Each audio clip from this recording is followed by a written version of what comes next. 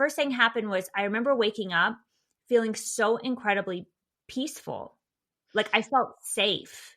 Yeah. And I just remember thinking your body is a barometer of your peace. And I had never, ever heard this anywhere else. And I didn't even realize I had the level of anxiety that I had every time I would look at my phone, or every time the holidays would come around, or every time, my husband was a topic of conversation, or when I felt so unseen on a weekly basis and criticized and humiliated. And all of a sudden, all of that was gone. And it just felt like I was floating.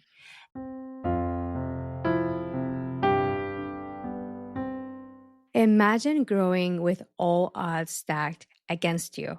No healthy models for love, safety, or connection.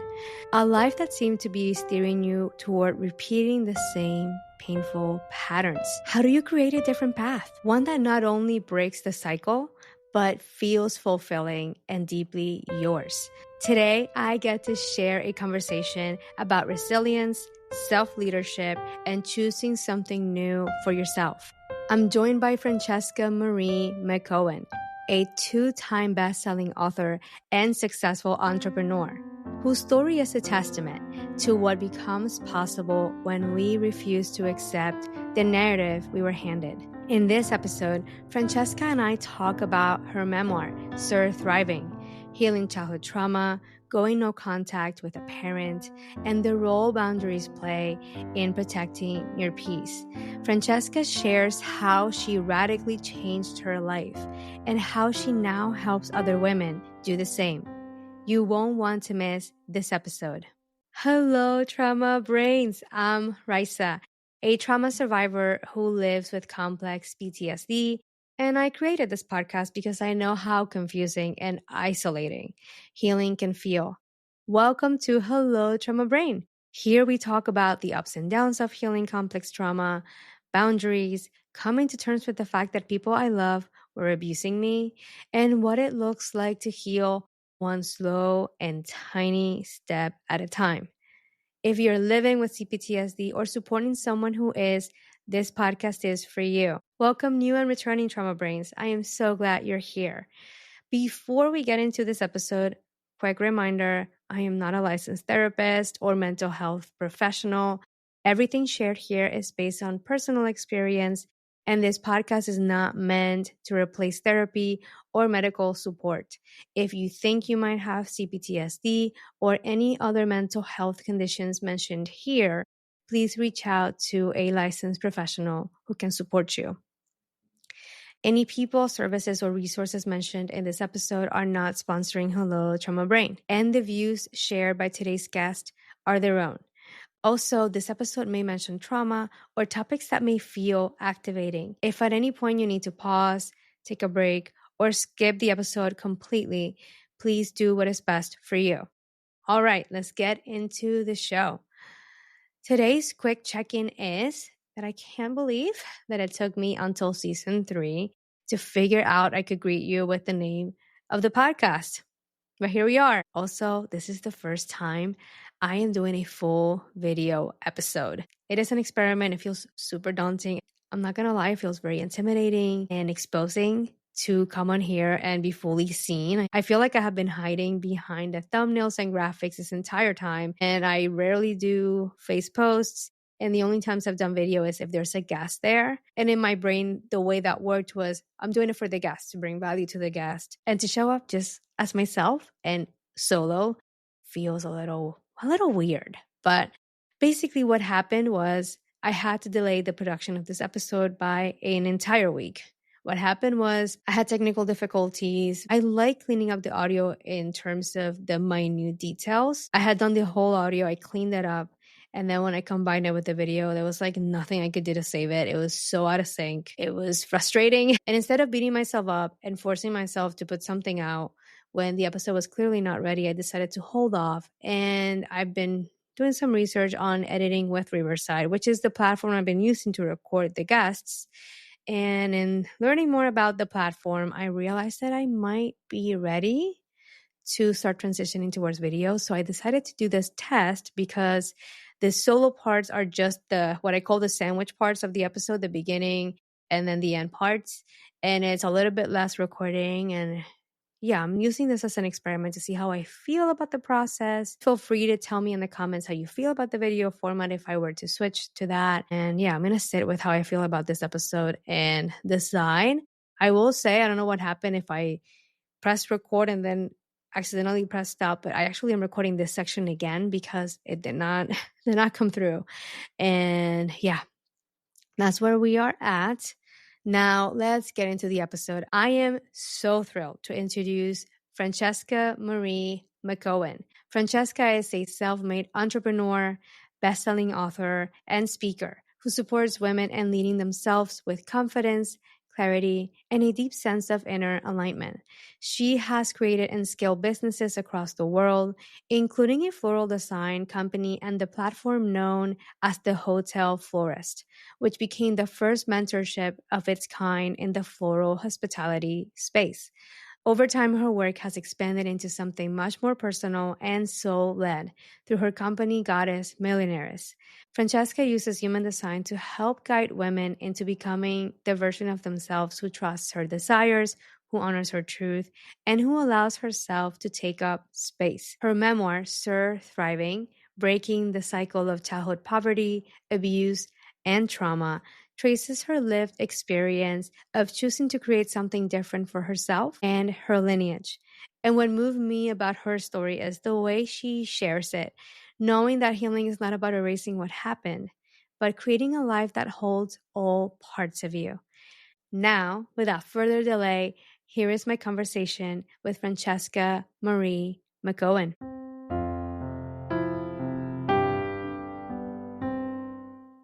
All right, survivors. I'm so thrilled to introduce to you finally to Franceska McCaughan. Franceska, thank you so much for joining me here for this conversation today. How are you feeling? I am feeling so good. I already know this conversation is going to change lives. I can just feel it. I love that. It's so great to have you here. I wanted to dive in and start asking you about a lot of the stuff that you speak in your memoir, SurThriving, and ask you, how did you realize that addressing your childhood trauma was going to be so important for your personal growth? I love this question because I think, especially for a lot of listeners, I wasn't sitting around going, I have unresolved childhood trauma. And I wasn't sitting around going, how do I heal myself? In fact, I probably spent majority of my life refusing to go to therapy, refusing to do something about it about quote unquote it, because it felt like they quote unquote won. And now I have to like fix something that was never my responsibility. So my way of coping was just literally out running, outperforming, outworking, out earning, and just really trying to show the world how worthy I was. And society really appreciates that. It rewards you back saying, wow, look how fancy she is. Look how successful she is. Like how much money she makes. Look at her business. So it wasn't until the pandemic happened where I found myself in my closet for 2 weeks. And that's actually why my memoir stops in 2019, because it was like a whole nother chapter I've been on the past 5 years. But I remember being in my closet, literally thinking, am I a nice person? Am I a funny person? Like, why would people want to be my friends? And I had no sense of who I was without those really beautiful billboards. So when someone asked me, like, how did you know you wanted to heal unresolved childhood trauma? It really came from a place of wanting to become a better leader. And I just thought, well, there's no way that I could actually help other people if I don't know how to help myself. And that's literally was the first step it took to start leading me down the road of personal development. Wow. Thank you for sharing that. And it's so relatable because I feel like a lot of us who survive abuse and in cases where there's narcissistic abuse, there's this core sense of self that just doesn't fully develop. And a lot of the work is like going back to discover like, what is the essence of me? And I'm very much going through that as we speak right now. And I found it so helpful I haven't finished your memoir yet. I've been reading SurThriving, and as I read it, I wonder, like, how was it to sit down and write your story? It was the hardest thing I've ever done. I would say if anyone is on the fence about therapy, like I think therapy works really well for people, and I'm very pro therapy, so I would never want someone to walk away with a different impression than what I'm about to say. Mhm. But sitting and writing your story for the world to read takes a level of commitment and reparenting for your inner child that I just feel like therapy could never give you. And when I wrote the memoir, it was in a true old Franceska fashion, which again was, let's prove to the world that I can make the impossible possible. And I told my editor when I hired her, I said, I want to write this in 4 months. She literally Wow. laughed out loud. And she said, if you can do this in 4 months, like, I'll be really impressed. And I'm like, great, because that was what fueled my like drive, I guess, which overrode my fear.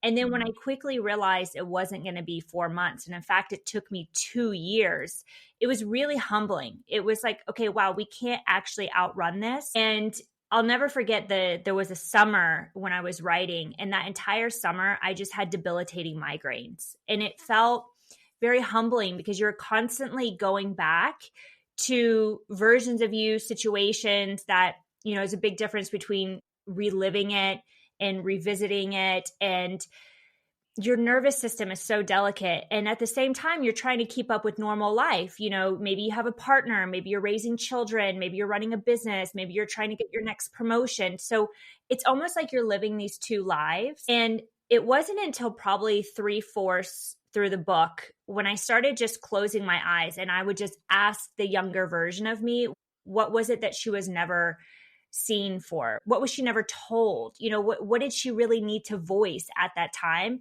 And it really helped me. And as much as I wrote this book, it was really all the different versions of me that wrote through me.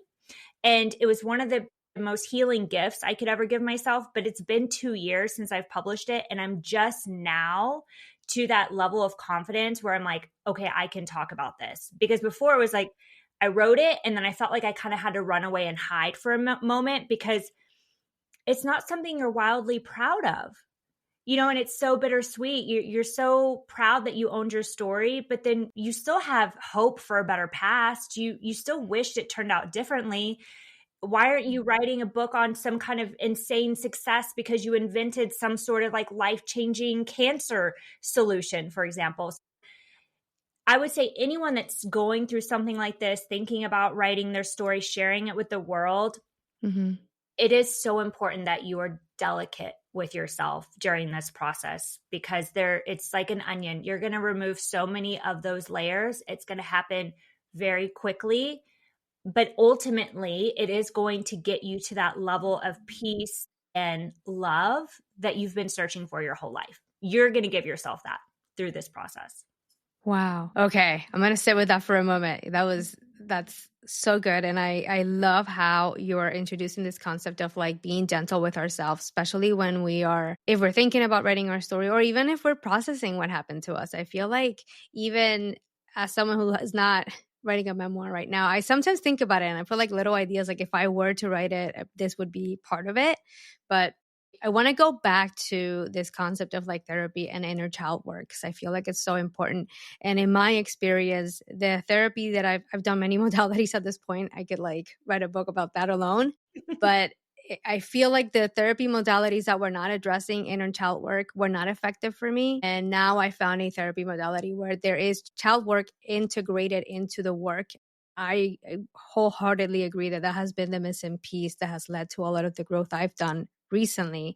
And it's really interesting because I can only imagine what it is to like come to terms and face what happened to you, and then to also put it out for the world to see, and how much of like that can even change how things feel for you. And I'm curious to hear, like, since you've published the memoir, how do you feel your inner kiddo has been feeling about that process, and how is she coping, and how are you both coping with this? I would say in the very beginning, it was kind of like, good job, sweetie, keep it up. Like we did that, let's go tell the world. Like we finally did it. And I remember, and I want to be clear, like my mother is still very much alive. And I had technically a smear campaign that happened on the internet during this whole process. So it felt like mama bear, like, okay, we have to protect the little version of us. We have to still remember that she's doing a great job.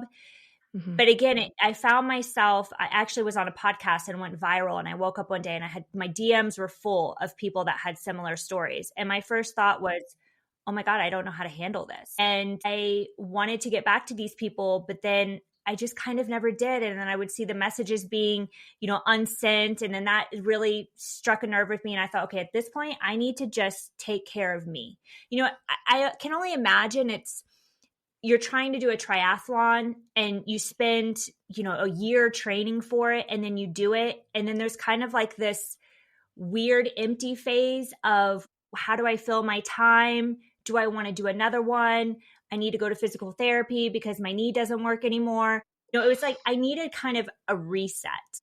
Mm-hmm. And now I just found out something that was very traumatizing to my inner child yesterday. And that was that I've been no contact with my mother well over 2 years now. And I saw her home go up for sale yesterday. And I was so devastated. The little girl in me was so devastated because it kind of felt like the last link of, you're never going to be a child again. You're never going to be in that home again. My intuition was, I was supposed to inherit that home. That home has been in our family. I was third generation. And because I don't speak to her, because there's no repair, then I lose out, quote unquote, lose out on my inheritance. But I felt like even as a kid that I wanted to, quote unquote, restore it to its glory. And you have to really check yourself with your adult mind. Whereas it's like, does a child really think that this home, that this asset, that this piece of real estate is going to restore some sort of glory to what was always a very broken home and a very broken relationship? Mm-hmm. So right now, being less than 24 hours post that, it's acknowledging that things are raw, bringing your loved ones into your world. So like my husband, telling him how I feel, making sure I'm taking space, taking extra magnesium, having discussions like this, not allowing things to fester in silence, because this is where shame really starts brewing. So when it comes to healing your inner child, it's remembering that your adult mind can reparent your little child in a way that they never had when you were actually a child. That has helped me a lot during this process. Wow. I firstly want to say I'm so sorry to hear about the home going for sale. That would be such a big trigger. And I'm so proud of you, because within 24 hours for you to realize, okay, this is happening. These are really big feelings for my inner kiddo and for me. How do I take care of myself? And like reaching out and still showing up here. Thank you for doing that My alone. I mean, it's more important than ever, especially to have conversations like this. I 100% agree. I am no contact with my abusers as well. It's going to be 3 years in November. And it's interesting to even hear you saying that, because I don't think I realized basically the home with a lot of stuff happened. It's also like completely gone. I can never go back to it unless I just drive through it or something like that. And that happened before I even started this work. And I don't think I had realized, oh, wait, like that's going to be another thing that I have to grieve, because I can hear Patrick Teahan saying things like the inner child just holds on to this hope that we can get it right. If that one thing happens, like in your case, I can hear your inner child being like, if we can get the home back one day and make it our own, then we're going to feel good. And it's so hard because the inner child is just trying to fill this void that's there. You sound like someone who's done a lot of work and is able to work with your inner child on not needing to fill that hole to feel complete and to feel good enough. I feel like that's the main thing that a lot of us struggle with, that I'm not good enough. And if I can get that one new milestone, then I will be. And then you get there and it's like, you're still not good enough. Yeah, that's right. And then it re-solidifies the belief, I will never be good enough. Let me try again. Let me jump further. Let me take on more risk. I think that's why also a lot of childhood trauma survivors are in debt, or they're in, very abusive relationships, or their little girl. I always say, like, the little girl is running the show, or the little boy, who is driving your vehicle in life. Mm-hmm. And I think especially when it comes to legacy, this can be quite triggering, and this was something for me. It was like, okay, let's be sad. Like, this is really sad. Let's not gaslight how we feel. And also, let's not make decisions from this place. So if ultimately we feel like we're losing out on a piece of legacy, what is the legacy we want to bring to fruition? Is this really it? Do we want to inherit what we imagine to believe is legacy? Or is our version of legacy like a million times bigger than this? And what if we took that same energy that we are afraid we're going to lose out on and actually invested it into the legacy that we want our children to inherit? Like, which one's going to feel better? And again, I think that's part of the reparenting process of the little inner kid, is not invalidating how you feel, allowing yourself to feel really big emotions, not allowing yourself to make decisions, because the little kiddo is going to have like a knee-jerk reaction. Because let's face it, we grew up in a knee-jerk kind of world, for survival. We didn't sit around and think about how we should avoid abuse one night. We just had reflexes, and it still shows up in our nervous system today. So allowing yourself to feel big feelings, talking to your little kid, reminding them that I can totally understand how you feel like that, but that feelings aren't facts. Let's get through this process. Let's get really clear on where it is that we're going before we make any decisions. And time is always on our side. Mm-hmm. We don't have this pressure of having to force ourselves to make really big decisions that affect us, affect our children, affect our partners. And it's okay to be selfish like that, because nobody's going to live your life for you. Nobody lives in this body besides you. I love that. And what makes me think about is like the concept, and this is something I'm working in therapy right now, the concept of self-protection.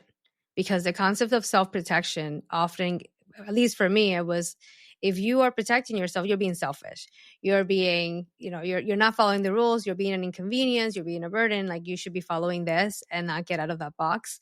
And we do have this birthright to protect ourselves. And I want to circle back with the no contact, because that going no contact with a relative, with a parent, that's super taboo. Like, if we were talking about an abusive partner, there's a little bit more of, okay, of course, like, get out of there, leave that person. But when the title of the person is mom, dad, or anything that's, like the family realm, all of a sudden, all bets are off. Yeah. And they get this get out of jail free card and this pass, and nothing they do is it never merits to other. Well, this is to some people. Let me say that it doesn't tend to merit the no contact, and I want to fight on that, because for me, no contact has been like life-saving, and it has led to a better quality of life. And it's been the hardest thing that I've done. It still is. I don't think it will ever get easy, honestly, but I wonder to hear, like, from you, like, going no contact, you said it was 2 years now. How does it feel to go no contact, and how has that improved your life in any way, and what's challenging about it still? So yeah, it's been almost 2.5 years. And I feel like if I didn't have the initial reaction that I had, it probably wouldn't have been so quote unquote easy for me. So the whole process started because I was writing my memoir, and I had tried to invite my mother to the conversation.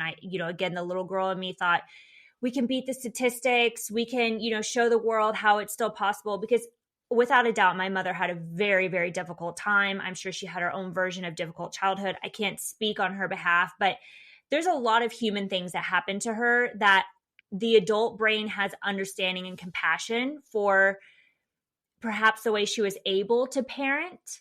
And I wanted to invite her to a conversation to say, okay, let's heal that. Let's put that behind us, and let's basically heal in our lineage and like, but have it be healthy. And that option really wasn't available. And so I decided to go no contact. I'd never done something like this before. By the way, there's not like a handbook on it. And No. I wrote a very clear message. I gave an end date. It was like, I think initially it was supposed to be like 4 or 6 weeks long. I was very clear. I wanted to make sure the memoir was written from a really squeaky clean place. I didn't want to have any kind of influence from maybe like current situations with her that would make me maybe write the book a little bit different. And I just wanted to I didn't want noise.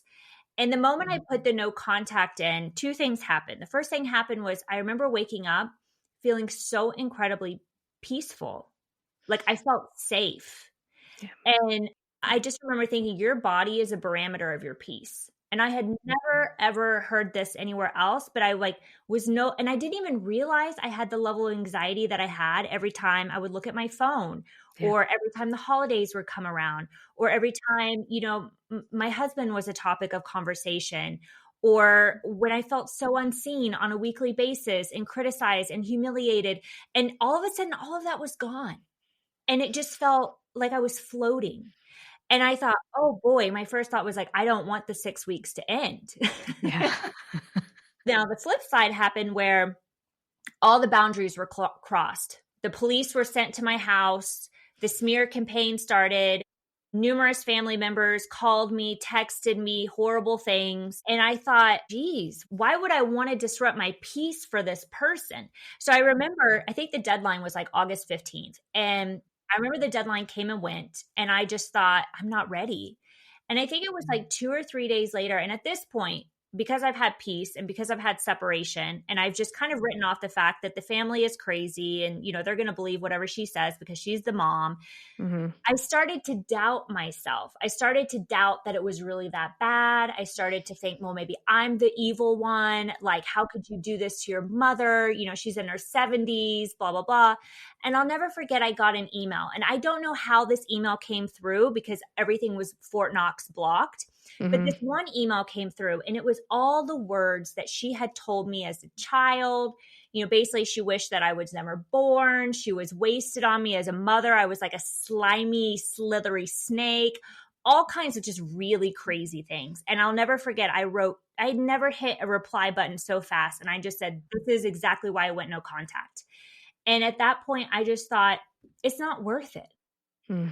It's just not worth it. And I've tried to talk about it a couple of times, but again, it just didn't feel right. And so that's why I'm happy we're having conversations like this. It's kind of like when you talk about, sexually transmitted diseases or, these things that we're supposed to feel like a lot of shame around. It's like, if you have a toxic person in your life, that is a very much them problem. It is their decision for whatever reason, whether it's medical or non-medical related, whether it's addiction or drugs, doesn't matter. That is a very them problem. We now live in the day and age of the individual. We live in a brand new paradigm. It is okay to choose safety for ourselves. And I just started telling myself, I'm like, I'm revoking everyone's all access pass. Just because we share blood, just because one day you decided to get pregnant does not mean that I have to keep you in my life forever if you did not earn a spot in my life. And I think the more we can normalize that, I think the less toxic family systems we would actually have. Okay. Franceska, you just dropped the bomb. So many great things here. Let me pull something that honestly, if you put it on a mug and sell it, I would buy it. Your body is a barometer of your peace. Let that sink in. Our body knows. And I can feel that in my body, even like hearing you say that's like, yes, that's exactly right. Like I can still remember the feeling of like the pit of my stomach just dropping when I would just answer the call or call them on the Sunday like I used to do every week. And the anxiety, like the pressure on my chest, like our body will catch up before our minds do. And in spirit of normalizing this conversation and also in spirit of modeling what trauma survivors need to hear when they're making these decisions. Like, we do not need to hear how bad they had it. We do not need to hear how they're the mom or the dad or whatever. What we need to hear is you have a right to set the boundaries that you need to feel in peace. You have a right to protect yourself. It is okay for you to absolutely block someone who's sending you horrific things over an email or who humiliates you and puts it down every time they get a chance. It's not okay for them to be treating you like that. And I think something that infuriates me is that we tend to get the questions and I rarely see people go back to them to go, hey, that's not okay. Like, why did you treat them like that? Why did you talk to them like that? Why did you send that fucking email? Let me just for a moment, let me put a pin on the email because I have seen in my experience, they have a tendency to not fucking help their case. They'll put the thing on writing, like you now have this email. Yeah. I have so many emails, Franceska. I have emails I can go, that is what that one person sent me. And yes, that is why I blocked them. And then I didn't even like try. It's baffling to me that they have the audacity to feel entitled to writing something like that. And that nothing is going, hey, we probably shouldn't be sending that. And instead they send it and they double down on it. Which is crazy making. Yeah. I think, something that, I firmly believe that our souls came here and chose this version of life as a human vehicle to fulfill some sort of karmic duty. And I genuinely believe that there's a lot of souls out here that were meant to be the industry disruptors, the lineage breakers, cycle breakers, whatever you want to call them. And I think abuse, especially if we look back in abusive families, was so acceptable and like integrated. I mean, you have to think about this is like integrated in our DNA. Like we have a reflex. And when I think about that my grandmother was abused, when I think about my mother was abused, that I was abused, the abusers, because they didn't have the level of awareness, their soul didn't come here to break the cycle, but ours did. They don't feel this remorse. They don't feel this sense of responsibility or desire to repair, because in their woundedness, they feel entitled to making sure someone knows that they're hurting them, because they can't go and actually do that to their abuser. And this again is why I think there's a lot of enablers in toxic families. Mm-hmm. And while I say that with so much compassion and love in my heart, because like you said, like going no contact with a parent is devastating. It is essentially like mourning someone who's very much alive, but they're dead to you. Mm-hmm. But it's what you have to do to have a healthy life. And when I thought about if I wouldn't spend like a second away from my daughter who would be with my mother, if I didn't feel safe with that, and I don't even have a daughter, I have 2 cats, I wouldn't even leave my cats with my mom. Mm-hmm. Why the fuck am I like spending time with my mom? And we have to just get really honest. So I think again, it's new paradigm of the individual. We're no longer in the paradigm of the tribe where, we need family as survival. We need community, quote unquote, takes a village to raise a child. All of this stuff was very real until we had the day and age of the internet, until we had the day and age of women making more money than men. It's like so much has changed in our evolution as humans, that part of that growth and evolution is taking responsibility for our lives and saying, hey, safety is really important to me. My body is a barometer of my peace, and I'm going to remove the people that do not make me feel safe. And in the very beginning of this process, I thought, well, maybe if I could tell more family members, they might actually see it from my perspective. I might get some sort of validation. I might feel some sort of like confirmation that I'm okay and that, of course that happened. I'm so sorry. Yeah. But I got the complete opposite. I mean, I remember telling someone, it took all the courage in my heart, and I'll never forget. They literally said that, I think it was like, that sucks. That was the response. And I just thought, how am I spending my life? Yeah. Like, I think actually I need to remove all of these people. So the reason why I'm so forward about that is because, especially as women, we feel guilty. We feel like we don't have the right to do that. We feel like, even this morning, I told my husband, I was like, there's a part of me that doesn't feel like a good daughter. I'm like, what the hell is a good daughter? We have to just start checking ourselves. Again, who's driving the car? Is it little 7-year-old version of us, or is it us in our 20s, 30s, 40s, 50s, 60s, 70s? Like, we control our life. Yeah. Gosh, I have to say, just like listening to you talk about this, so validating. And I think this needs to be normalized, because I'm with you. I've been reading your memoir. Let's start there. I've gotten to read, still not the whole thing. It's right here, everyone. SurThriving. Beautiful. Beautiful cover, by the way. Thank you. I can tell you from what I've read so far, and it's not the whole thing, it was that fucking bad. Like, she's monstrous. The stuff your mom did to you is unspeakable. Like, it's unspeakable. And I'm glad you spoke about it, because you are not the only person who gets treated like this. And I feel like a lot of us carry that shame. And it's incredible what we can find when we realize that we're not alone. This is happening to other people, and it's not okay.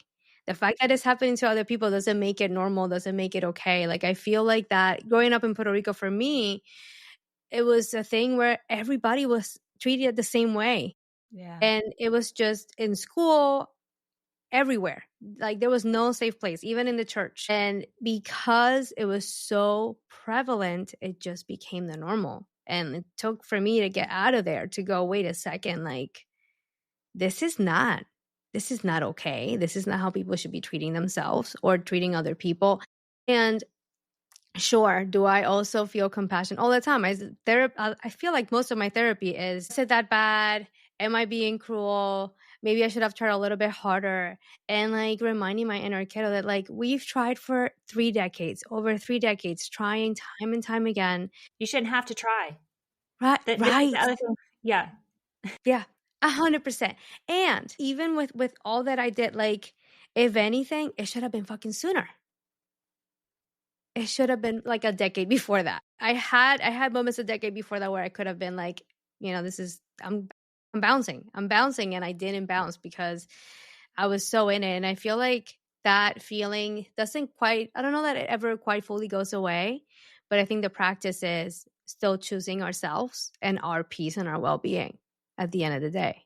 Yeah, and look at it like this, because I think also being trauma survivors, it's very easy for us to slip into shame that we're not like doing enough, we're not trying hard enough, we should have left sooner, and that does nothing for us except make us feel really shitty.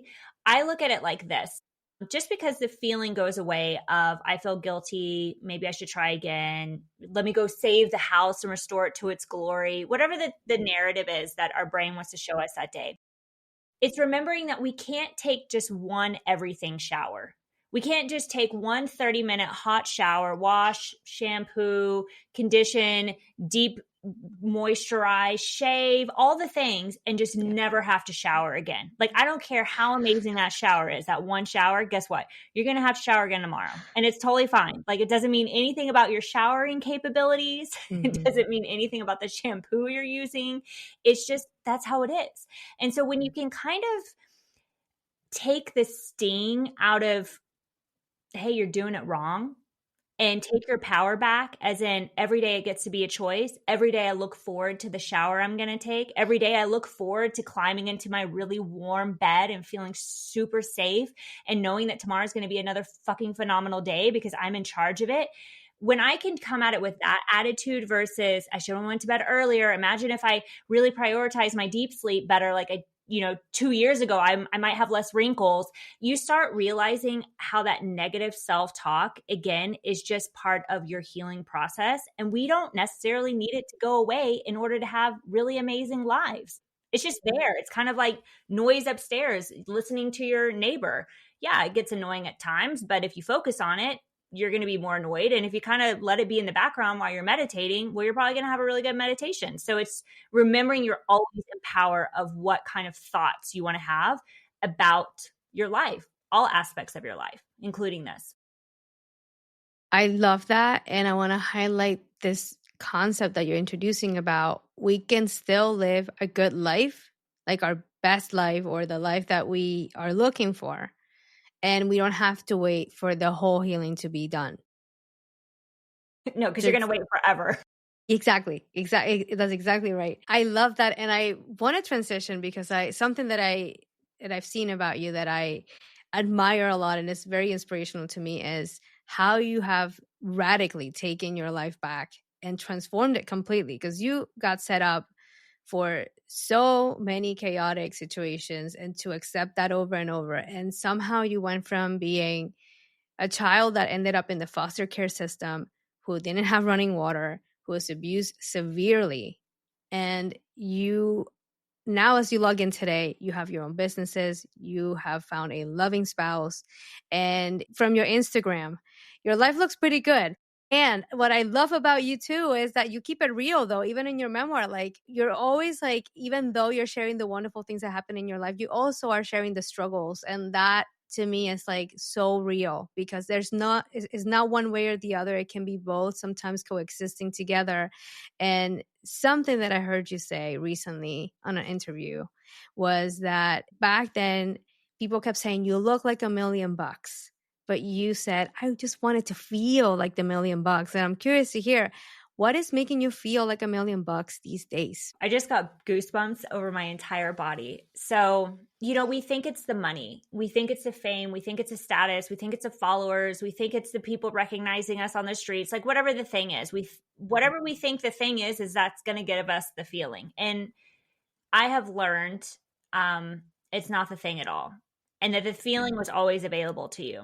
So when I decided on this entrepreneurial journey, I've been now on this journey 13 years. I was like, I'm going to be the first millionaire in my family. That was like not even on my radar until very few years ago. Like I just wanted to have a successful business. And then I was like, what if I actually had like generational wealth like that? And then that felt like so scary, so beyond me.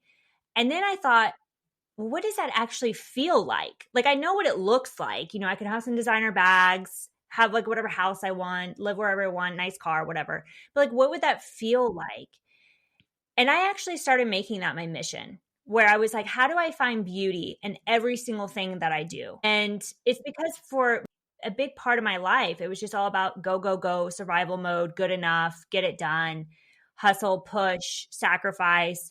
And I just thought, if I'm going to be a millionaire, I am assuming that I want to feel like how a millionaire wants to feel. And that is abundance of time, that is slowing down, that is finding the beauty in everything. I mean, I could find beauty in like raw fish at this point. And I do. I shared on my stories, like, look at this amazing rainbow trout we just got from the fish farmer. And for me, feeling like $1,000,000 is not having regrets. So doing things that scare you, but the risk is so much bigger and more rewarding than the regret would ever be. And I find that a lot of us, especially if you've dealt with trauma, you develop a life where you will pick the fear of regret over the fear of rejection.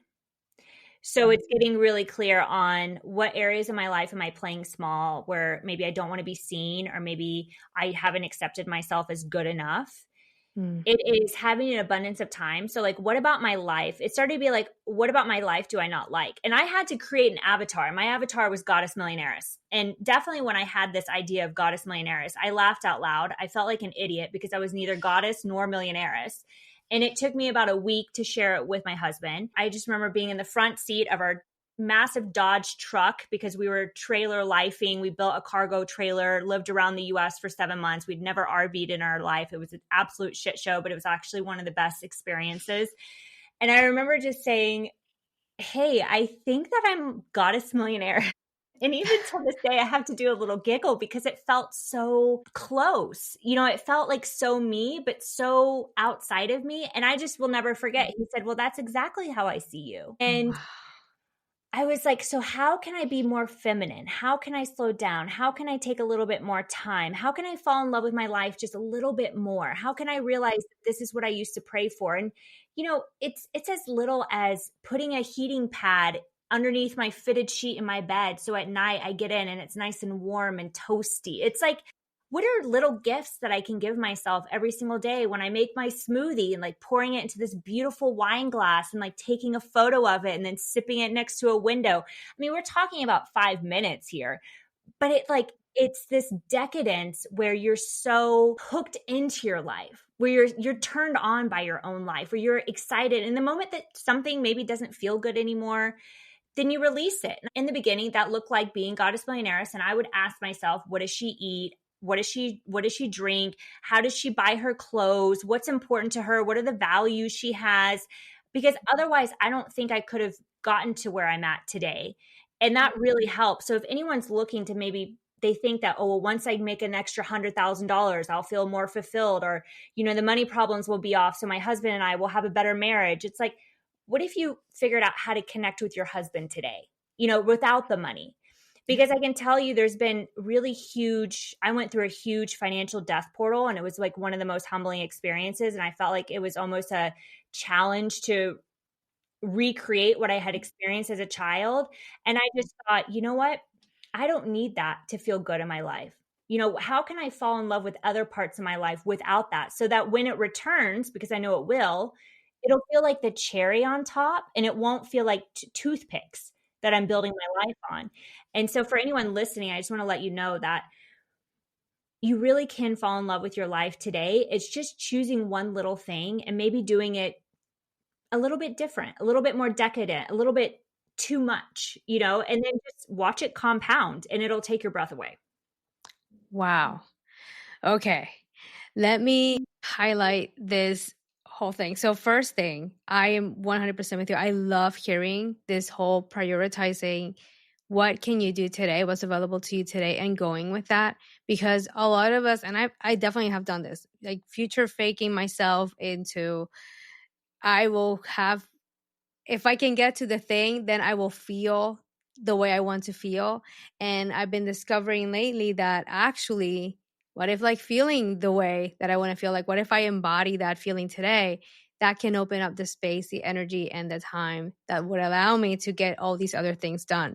I feel like I have been, even with the podcast, like back when I started the podcast, you were one of the first people who reached out, your team, to pitch you as a guest. And I honestly like didn't feel very worthy of having someone who was being successful on Instagram. I was like, how am I gonna host somebody who has a memoir coming out and they are looking pretty good on the Instagram, and I'm like really fucking struggling here. I don't even know how to do a guest right now.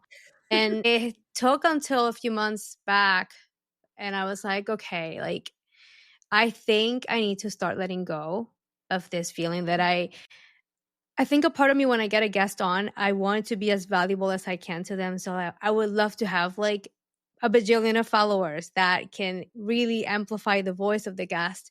And it's like, okay, how do I just show up and have a good conversation with someone and enjoy that conversation and not have this pressure on me that I have to tick all these boxes before I'm worthy enough to ask someone to be on the podcast. I love hearing you say that. I am so glad that we're having this conversation today because I feel like this is coming at a really important time, especially as you are transitioning into a whole new phase in your, I'm going to call it in your millionaire goddess avatar life.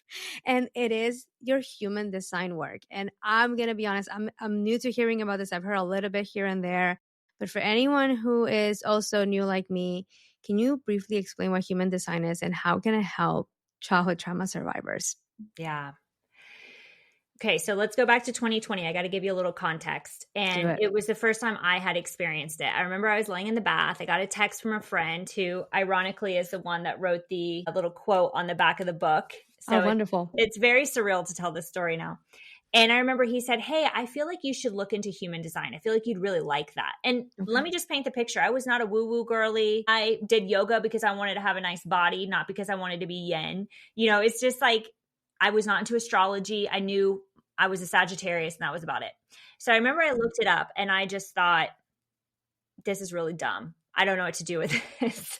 And it was something about energy, and there was 5 different types, and my type was like 20% of the population, and my not enoughness wound was like, there you go. I'm only good enough for 20%. I'm not interested in this. Why can't I be a generator? Why can't I be a manifesting generator? They're better.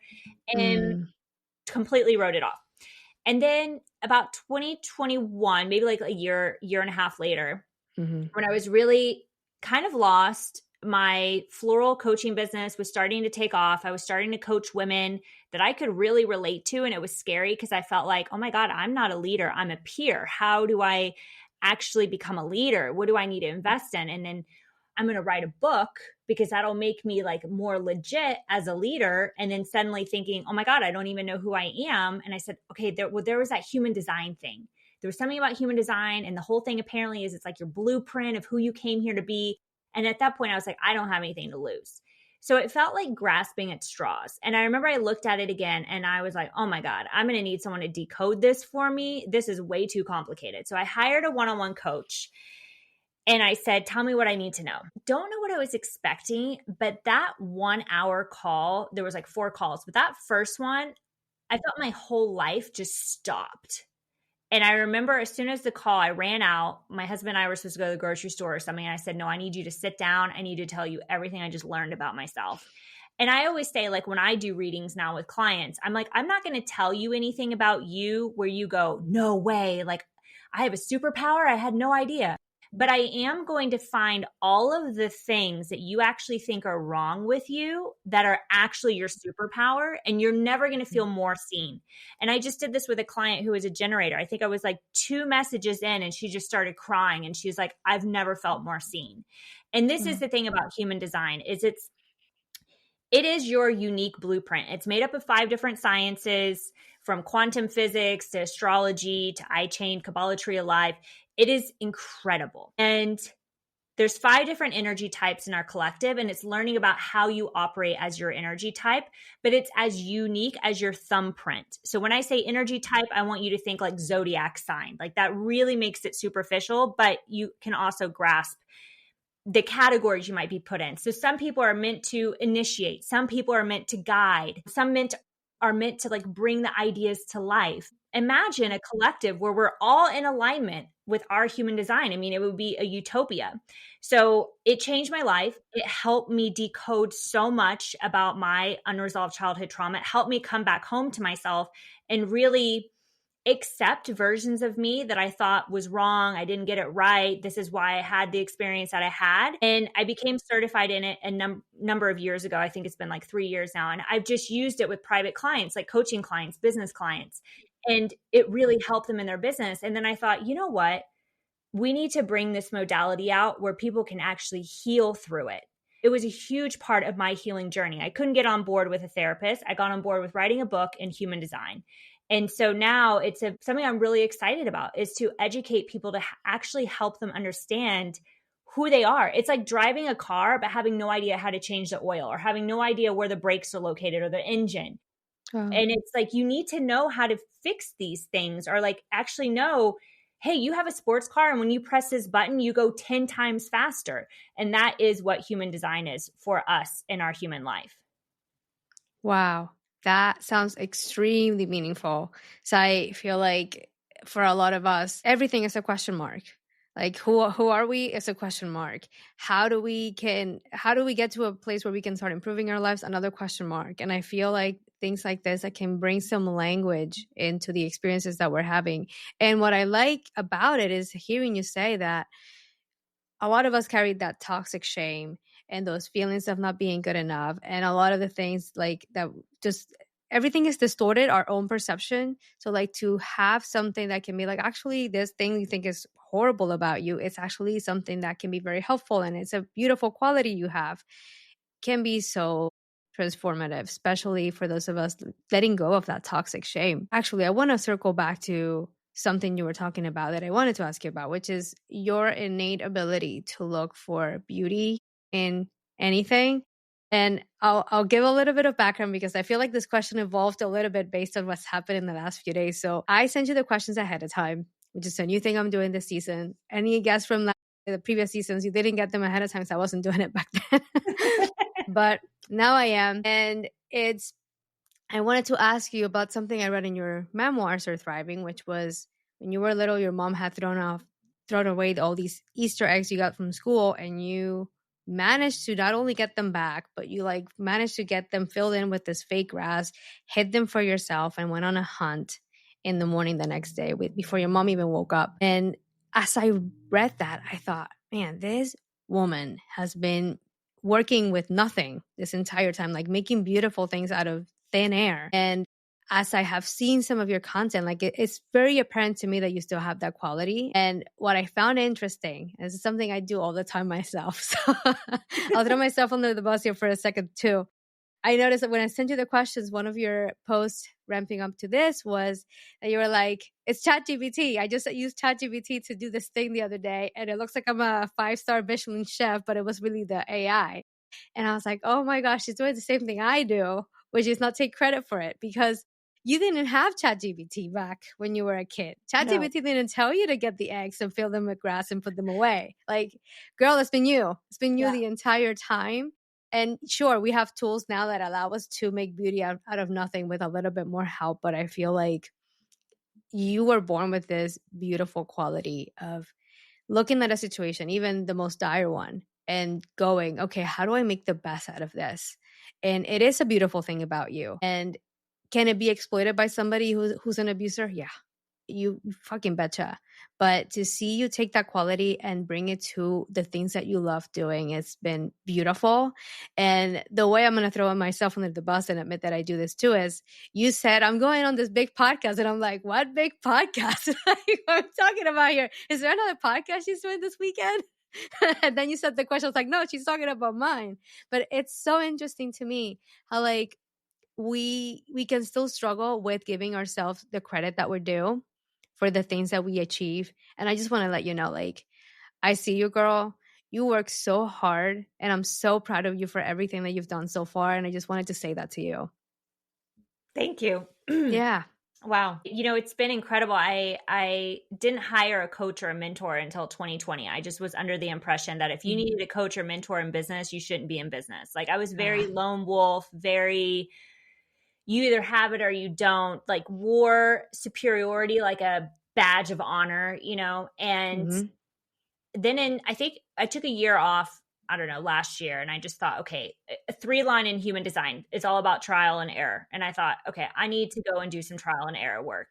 And only recently have I hired a new mentor, which I'm absolutely obsessed with and has definitely like taken me to the next level. But Mm-hmm.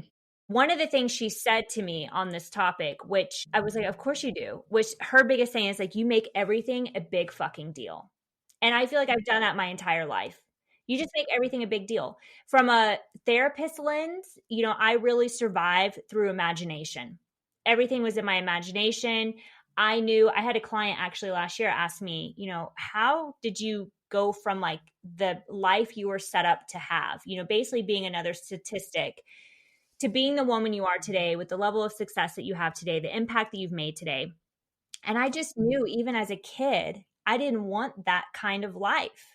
So I just did everything the opposite way. I thought, well, I don't want to be angry and unhappy and not celebrate holidays. So how do I celebrate? And when I talk about this Easter egg story, I didn't even know this was a story until, again, going really deep into that writing process, it popped up. I needed days to console that little version of me. And it was one of the most healing stories I wrote, but it provided so much light. And that, I did find a lot of hope and beauty. And I do think that's a big reason why I've been successful in the floral design world. I mean, even my book, The Hotel Florist Profit Method, I dedicate it to the 6-year-old version of me that used to walk around the house in our native Texas fields and pick flowers and design arrangements for every room in the house, which by the way is not normal for a 6-year-old to design to scale, kitchen table, bathroom arrangement, and then to flash forward and become one of the most sought after hotel florists and now educate florists on how to land consistent income. Of course, it was always there. And then if I look at it from a human design point of view, it was one of my gifts. The soul chose this vehicle to do life with. It needed a certain set of skills. And that's why human design for me is so incredibly important, because there's so many of us out there trying to operate with the wrong set of tools because we think there's only one set of right tools. And we're completely forgetting the tools that we actually customized before we even came to planet Earth to do this thing.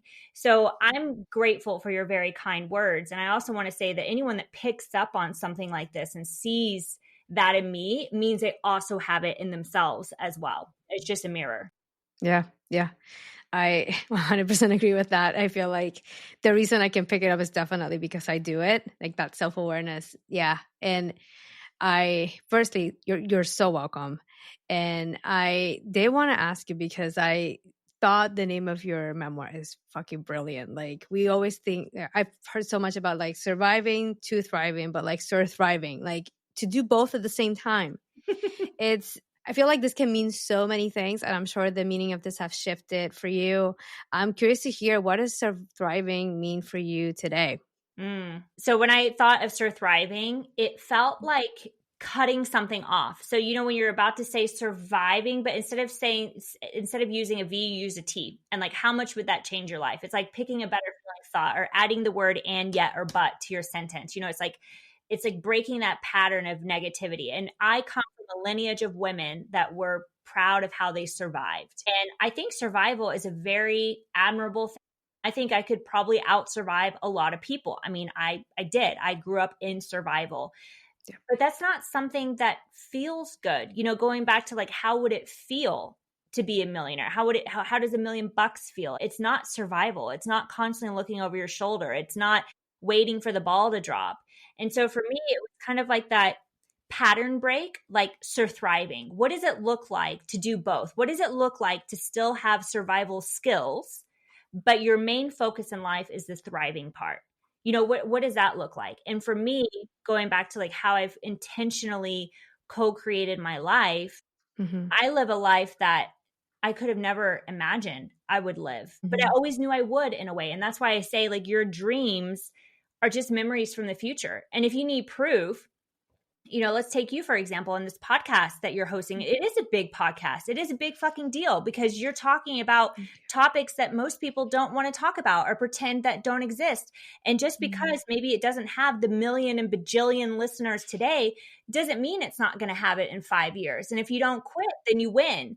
I was talking about this today in the hotel florist. I got a notification that I made my 450th post. And just recently, I've had a lot of florists say, "Oh, you're so inspiring. What you created is so inspiring." I didn't hear that until 450 posts later. I didn't even start this company until I did 301 installs. And it's Wow. like, we think it's overnight success, but nobody talks about the 10 years where you were silent, where you battled self-doubt, where you didn't know how you were going to pay your bills, where you felt stupid that you had these dreams and you didn't have proof yet. But faith is believing without proof.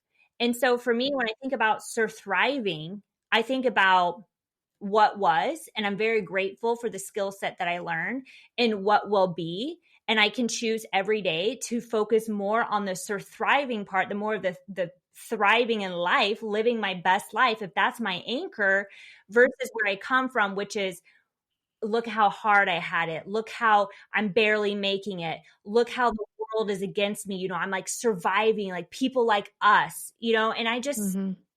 again, going back to that little version of me, I was like, that's not a life I want to live. Take a moment to sit with that. And I want to say thank you. Thank you so much for saying that. So I definitely needed to hear that, especially these days. It fluctuates. Like there'll be times where like I'll get a good response to a post or something, and I'm like, okay, I'm getting there. And then like so fast, like a week later, you get not nearly enough, and it's like, oh no, what did I do wrong? Mm. And it's so true. There's something that I've been working on recently, and it's about allowing myself to have a process, to be a beginner, to have those mistakes, and like seeing mistakes as opportunities to learn something new, as opposed to seeing mistakes the way I used to see them, which is as a failure, as another piece of evidence that something's so wrong with me, and like transforming the way I look at things. And it's really interesting for me when I see the name of your memoir. I think about just holding that multiple truths at the same time. Like I can feel compassion for an abuser and what happened to them, and I can also feel fucking angry that they took it out on me when I wasn't the one who abused them to begin with. I can feel like I am surviving some days and still feel like I can be thriving some days, and to like give myself permission to have a good life, a good enough life. Doesn't have to be a perfect life. It doesn't have to be anything that's what people deem to be the successful thing, but like a good enough life where I feel safe. Like that feeling you described earlier of like waking up in your room and just knowing that your abuser is not outside the door ready to fucking dump on you. Like you can feel safe and waking up and get yourself a nice glass of water, cup of tea, cup of coffee, whatever you have in your mornings, and just like take in that like things are not the way they used to be. And we have a right to feel that sense of peace. Like that's not something we have to earn, but something that is just our birthright from the moment we were born. Yeah. And I think also I always say, like, the beauty of being an adult is that you get to choose. And I think as adults, we kind of forget that because, again, like, who's driving the car, which version of us, the child or the adult? There were so many times in my life that I just felt so helpless because I was a kid. I didn't have rights. And who would listen to me? I didn't have anyone around to protect me. And I think it really is taking that power back. And anytime that I have had really low lows. And ironically, the really low lows came when I made really big declarations for myself. Like, I'm going to be the first millionaire in my family, or I'm going to start talking about unresolved childhood trauma. I'm going to write a memoir and expose all my dark, deep secrets to the world. Then all of a sudden there was really low lows. And I remember the thing that has helped me the most is getting into a state of gratitude. And sometimes it's easier than others. Sometimes it takes thinking of 10 things and all of a sudden you feel kind of like juicy and glittery. And then sometimes it takes 10 minutes of just constantly finding things, even if it's like, Yeah. I'm so grateful that the particles in my air are so clean that I can breathe them without worrying about my health. I'm so grateful that I have teeth. I'm so grateful that my toenails don't hurt on my feet. Like just start thinking of every single thing that you could be possibly grateful for. Your whole vibration, like your body starts vibrating in this state where it's just like you have the utmost gratitude. And I can't tell you how many times the money wasn't there or the validation wasn't there. And it was just like, if I don't quit, I win. And if it was easy, everyone would be doing it. If it was easy just to record 100 podcast episodes and you were going to be the next Gary Vee, everybody would record 100 podcast episodes. Like that's not hard, but you got to pick your hard. You're putting yourself out there. It feels vulnerable. You're no contact with abusers. People don't maybe fully know your story. You don't even know if you're fully ready to own your story yet. You're having big conversations. That feels really hard. So does working a very unfulfilled 9-to-5, questioning the impact you could have on this world if you actually had the guts to get in front of a microphone and open your mouth. Both are hard. So when we realize that it's not like one is easier than the other, then we just pick the one that we would have less regret for. And my whole life, and again, this is spoken as a true 3-line in human design, is like, I will do anything as long as it's not something I'm going to regret. And even when I was thinking about, and the other day I shared this on Instagram, it's like I have a US registered trademark. Okay. This is a little girl that grew up below the poverty line without running water, went to a foster care system, almost had her life taken from her mother. She has a US registered trademark and is blazing a whole entirely new industry. I had no money when I applied for that trademark. I was scared. I didn't know how to pay my rent. I was paying rent on my credit card. My rent was way more expensive than it had any business paying for. But my business suddenly, overnight, it felt like basically went to zero. And I'll never forget speaking to the lawyer. And the lawyer said, look, we've thrown thousands of dollars at this. It's really niche. You got maybe a 10% chance. Do you really want to spend another 3, 4, 5,000, whatever it was at the time? And at that moment I said, no, you know what? Let's just withdraw. And I'll never forget, I hung up the phone and I said, are you really going to be defeated over $5,000? Are you going to go to bed at night for the next 20 years and wonder, like, if you had just put up the $5,000, if you would have gotten it? Would you rather have $5,000 and live with the regret, or not know how to pay your rent next month on your credit card, and maybe you'll get the US registered trademark and you've got 30 days to figure it out? You better believe I called that lawyer back and I said, file the trademark. If we've got a 10% chance, I'm going to go with it. I hired the best lawyer for this and we're going to make it happen. And guess what? It took 2 years, but now we have the US registered trademark. I don't know what the hell I'm going to do with it, but it's there. I don't need to know. I wanted to do it. I pay my rent. I'm still here today. I'm not under a bridge.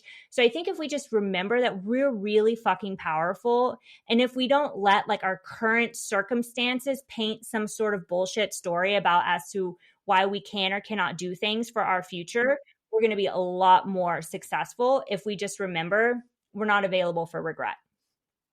Wow. That's extremely powerful, Franceska. And thank you for sharing that. And I'm so glad you were able to get it too. That's incredible. Yeah, I'm not available to not get it. I want to be mindful of your time as we're wrapping up our conversation. I wanted to check with you. Is there anything you wish I had asked that it didn't, or did you wanted to add anything to anything that's been said?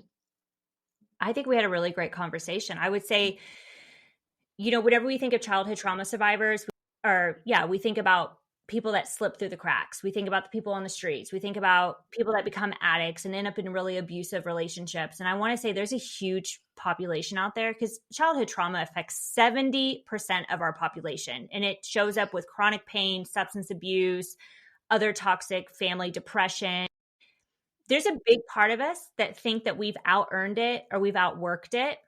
And it's really gaslighting ourselves. So if this conversation has opened up anything for you today, I would just really encourage you to start looking into something that you feel called to. For me, it was human design, but something in the personal development space that helps you connect a little bit more to who you are and not who you think you should be in order to be loved. I love that. Thank you so much, Franceska. I also want to ask you something I asked from all the guests at Hello to My Brain, which is, if you could go back to a difficult time, what would you tell younger Franceska? It gets so fucking good. Like, you have no idea. It's going to get so good, and you're doing a great job. And just remember that everything that you can think of right now that you're dreaming of are just memories from your future. I fucking love that. Pun intended. That's so good. I also want to ask you, for anyone listening who wants to hear more about you, is interested in maybe learning about human design or checking out your content, what is the best way to connect with you and learn more about your work? I would say come and connect on Instagram. Like, don't just follow, like hit follow, send me a DM, say you've listened to this podcast, like tell me what you loved about it. I talk about human design. I talk about entrepreneurship. I talk about unresolved childhood trauma. I'm a Texan living in Europe, so I share a little bit of my expat life as well. But Instagram, I'm always there. I love connecting with people, and I know we're going to include it down in the show notes because it's an 18-letter long name. So I'm not even going to spell it out for you. Sounds great. And yes, it will be linked on the show notes for sure. I also want to attest to the fact that she does reply to her DMs. She's replied to me, so you'll be hearing from her. I love it. And Franceska, I want to take a moment to thank you for joining me for this conversation and also recognize the work that you are doing, the work that you've done so far. You've taken odds that were so against you, and you've made a life that is just remarkable. You have this innate gift to go after what you dream, go after what you can see for yourself. And I am so proud of you. I'm so glad that little Franceska and you were able to join me and my inner kiddo today. It's just been a delight. And thank you again so much for your work. Thank you, Raisa. I had an amazing time. Thank you so much for having me. Absolutely. So good to hear that. And I, again, want to say thank you for joining me here at Hello Trauma Brain.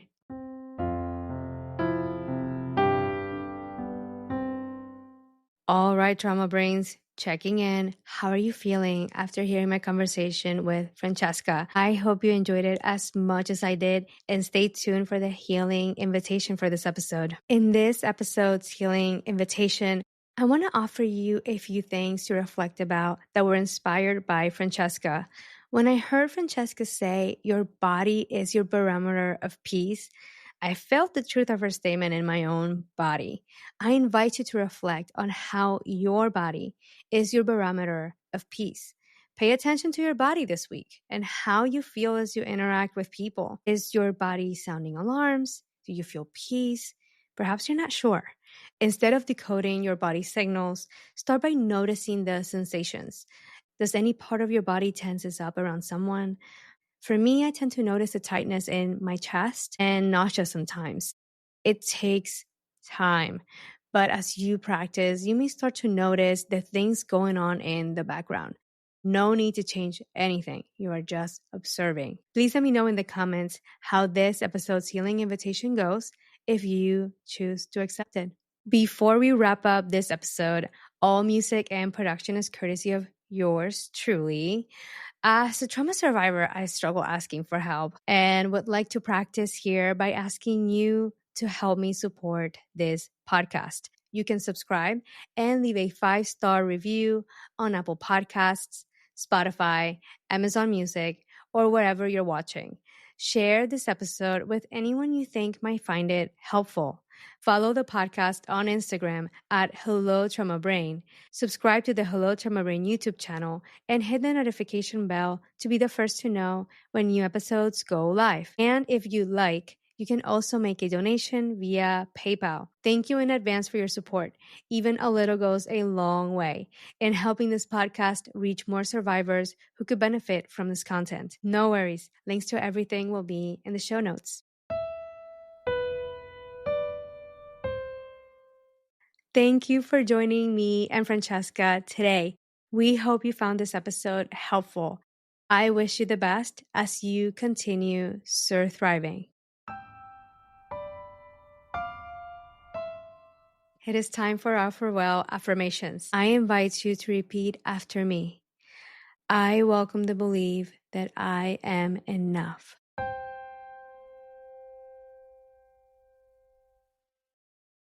I am lovable. And I deserve to heal.